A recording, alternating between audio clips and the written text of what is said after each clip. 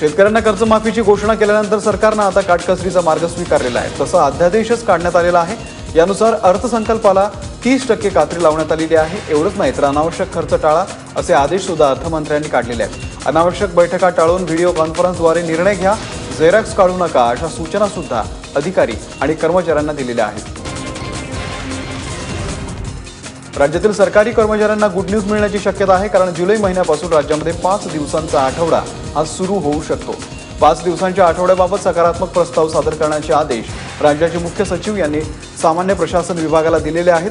जुलै महिन्यामध्ये हा प्रस्ताव मंत्रिमंडळासमोर सादर केला जाईल। मुख्यमंत्री देवेंद्र फडणवीस यांनी यापूर्वीच 5 दिवसांच्या आठवड्याबद्दल सकारात्मक असल्याचं सांगितलेलं आहे आणि त्यामुळेच मंत्रिमंडळातून त्याला मंजुरी मिळू शकते। पुण्याच्या महापौर मुक्ता टिळक यांच्या मध्यस्थीनंतर पीएमपीएमएलच्या कंत्राटी चालकांनी पुकारलेला संप मागे घेतलेला आहे। संपादरम्यान बंद ठेवण्यात आलेल्या 440 बस सेवा पुन्हा पूर्ववत करण्यात आलेली आहे। त्यामुळे पुणेकरांनी सुटकेचा निश्वास सोडलाय। स्टॉपवरती बस न थांबवणाऱ्या कंत्राटी चालकावरती पीएमपीएमएल कडून दंडात्मक कारवाई केली जायची। तसंच खासगी बसेससाठी देण्यात येणाऱ्या दरावरून सुद्धा पीएमपीएमएल आणि कंत्राटदार यांच्यामध्ये एकमत होत नव्हतं। दरम्यान 100 रुपयांच्या दंडात्मक कारवाईमध्ये कोणताही बदल करण्यास तुकाराम मुंडे यांनी नकार दिलेला आहे। त्यामुळे कोणत्याही अटी शर्तींशिवाय पीएमपीएमएलच्या कंत्राटी चालकांनी संप मागे घेतलेला आहे। अकोल्यातील बेपत्ता बिल्डर अमित वाघ आणि त्यांच्या कुटुंबियांचा पत्ता लागलेला आहे। वाघ कुटुंब गोव्यामध्ये एका हॉटेलमध्ये सुखरूप असल्याची माहिती आहे। गेल्या 15 दिवसांपासून वाघ कुटुंबीय बेपत्ता होतं। साताऱ्यातील आपल्या सासूरवाडीला गेलेल्या अमित वाघ आणि कुटुंबियांचा 13 जूनच्या रात्रीपासूनच काहीच ठाव ठिकाणा नव्हता। अमित वाघ, त्यांची पत्नी प्रियंका, मुलं शाश्वत आणि स्पंदन या चौघांचा सातारा पोलीस शोध घेत होते। अकोल्यातल्या खडकीच्या संतोष नगरामध्ये राहणारे हे कुटुंब अचानक बेपत्ता झाल्यानं अनेक तर्क वितर्क लावले जात होते। मात्र आता वाघ कुटुंब सुखरूप असल्यानं सर्वांनीच सुटकेचा निश्वास सोडलाय। पुण्यामध्ये एका 16 वर्षीय मूकबधीर मुलीवरती लैंगिक अत्याचार केल्याचा धक्कादायक प्रकार समोर आलेला आहे। या प्रकरणी पोलिसांनी सहारुल अब्दुल नावाच्या आरोपीला अटक केलेली आहे। आरोपी हा पीडित मुलीच्या घराशेजारी असलेल्या गॅरेजमध्ये कामाला आहे। त्यानं पीडित मुलीला पैशाचं आमिष दाखवून तिच्यावरती वेळोवेळी लैंगिक अत्याचार केले।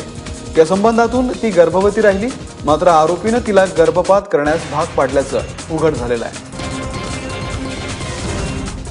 अहमदनगरमध्ये एका गावगुंडाचा माज आणि मुजोरी कॅमेऱ्यामध्ये कैद झालेली आहे। श्रीगोंद्यातल्या पारगावमध्ये अल्पवयीन मुलीला शिवीगाळ आणि मारहाण करत विनयभंग केल्याची घटना उघडकीस आलेली आहे। सुनील बोनगे असं या गावगुंडाचं नाव आहे। हा व्हिडिओ सोशल मीडियावरती व्हायरल झाल्यानंतर पोलिसांनी तब्बल आठवड्याभरानंतर गुन्ह्याची नोंद केली आहे। सुनील बोनगेसह 3 जणांविरोधात विनयभंग, अॅट्रॉसिटी आणि बाललैंगिक अत्याचार प्रतिबंधक कायद्यानुसार गुन्हा दाखल करण्यात आलाय। मात्र अजूनही अल्पवयीन मुलीचा विनयभंग करणाऱ्या आरोपींना अटक करण्यात आलेली नाहीये।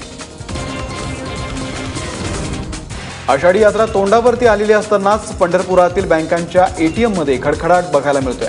एटीएम मधून पैसे मिळत नसल्यानं भाविकांना मोठ्या त्रासाला सामोरं जावं लागतंय। यात्रेला आणखी 4 दिवस शिल्लक असून भाविकांची संख्या दिवसेंदिवस वाढत चाललेली आहे आणि यामुळेच एटीएम मध्ये पैसे उपलब्ध करा अशी मागणी होऊ लागलेली आहे। दरम्यान या परिस्थितीनंतर शहरातील बँकांनी भाविकांच्या सोयीसाठी तातडीनं एटीएम सेंटरमध्ये पैसे भरण्याचे आदेश जिल्हाधिकारी राजेंद्र भोसले यांनी काढलेले आहेत। साताऱ्यातल्या मुख्य रस्त्यावरच रविवारी 2 वळू भिडले। मग काय, लोकांची एकच गर्दी झाली आणि वळूंची झुंज थांबवण्यासाठी काही सातारकर सुद्धा सरसावले, पण ते वळूच कुठे ऐकतायत। सुमारे 20 मिनिटं ही झुंज सुरू होती। शेवटी एका वळूनं हार मानली आणि ही लढाई थांबली। वळूंच्या या झुंजीनं सातारकरांचं मनोरंजन तर झालं, मात्र यामध्ये काही गाड्या आणि दुकानांचं सुद्धा मोठं नुकसान झालंय। जळगावमधील निंभोराच्या शेतकऱ्याची व्यथा एबीपी माझानं दाखवल्यानंतर त्याच्याकडे मदतीचा ओघ सुरू झालेला आहे। हिरामण पाटील या शेतकऱ्याकडे बैलजोडी नाहीये, त्यामुळे त्यानं बैलांच्या जागी आपल्या मुलाला आणि नातवाला जुंपलं होतं। ही बातमी बघून जळगावच्या रतनलाल बापना ज्वेलर्सनं या शेतकऱ्याला बैलजोडी उपलब्ध करून दिलेली आहे। तसंच कृषी विभागानं देखील माझानं दाखवलेल्या या बातमीची दखल घेतली।